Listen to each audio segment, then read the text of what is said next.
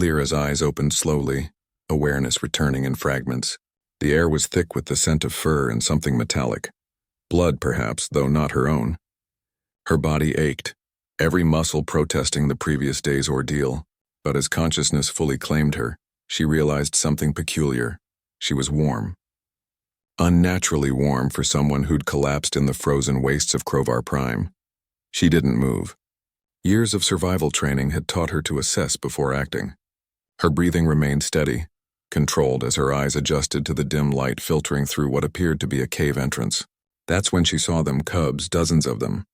Krovic cubs, their silver-blue fur rising and falling with each breath pressed against her on all sides.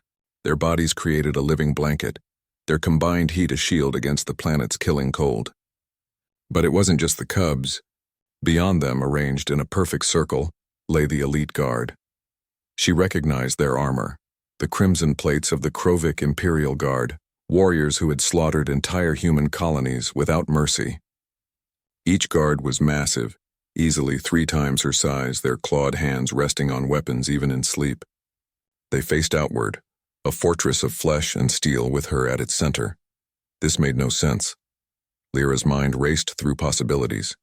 She remembered the crash, her escape pod spiraling through Crovar Prime's atmosphere after the ambush. She remembered the cold, the desperate search for shelter, the strange howling in the distance. Then, nothing. A gap in her memory like a missing piece of a puzzle. One of the cubs stirred against her chest, a small whimpering sound escaping its throat. Instinctively, Lyra's hand moved to stroke its head. The moment her fingers touched its fur, every eye in the cave snapped open. The elite guard moved with frightening synchronicity, weapons raised, forming a tighter circle around her. But they didn't attack. They waited, watching not her but the cave entrance. One of them, bearing marks of a commander, turned his massive head toward her. His eyes, those infamous yellow eyes that had haunted humanity's nightmares, held something she'd never expected to see. Concern. "You wake," the commander rumbled in broken human standard. His translator struggled with the words. "Good, small ones, worried. What is this?" Lyra's voice came out hoarse. "Where am I? Why aren't you killing me?" The commander's ears flattened against his skull, a gesture she couldn't interpret. Before he could answer, footsteps echoed from the cave entrance. The guard tensed, weapons humming to life. Through the opening strode another Krovic, this one different, smaller, wearing robes instead of armor, his fur marked with intricate patterns. "Stand down," the robed figure commanded. The guards obeyed instantly, though their vigilance never wavered. He approached Lyra, moving slowly, deliberately non-threatening. "I am Darren, keeper of the old ways. You are Lyra, human soldier, yes?" She nodded, suspicion and confusion warring within her.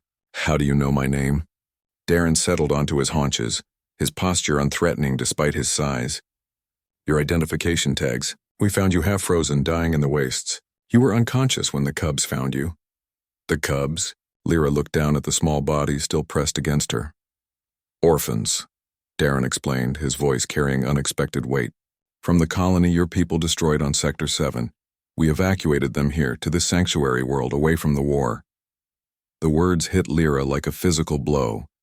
She remembered Sector 7, the military installation they'd bombed. Command had assured them it was a legitimate target, but she'd seen the civilian structures in the reconnaissance photos, had voiced her concerns, been overruled. "I didn't know," she whispered. "We know," Darren replied simply. "We intercepted your objections. Your warnings, your court-martial request when command ignored you." He gestured to the cave around them. "When the cubs found you, they did something unexpected. They refused to leave you. Called for the guards. Demanded you be saved. Why would they do that?" Lyra's voice cracked. "I'm human. We killed their parents."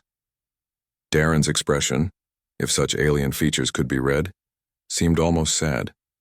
"Because cubs know what adults forget. They sense intent, truth, the heart beneath the skin. They smelled no malice on you, only regret, sorrow, guilt." He paused. "They claimed you as pack, and by our oldest laws once claimed you are protected. Even from ourselves." The commander guard spoke again, his tone gentler now. "Small ones. Chose you. We must honor is the old way, the true way." Lyra felt tears streaming down her face, hot against her cold, numb cheeks. One of the cubs crawled up to lick them away, a gesture of comfort that transcended species. Around her, the other cubs pressed closer, offering warmth and something more profound: acceptance. "Your people will search for you," Darren said. "And ours will hunt you. But here in this sanctuary you are safe. The cubs have declared it. The elite guard will die before they let harm come to you. This is our way." "I don't understand," Lyra managed. "We're at war." "Yes," Darren agreed.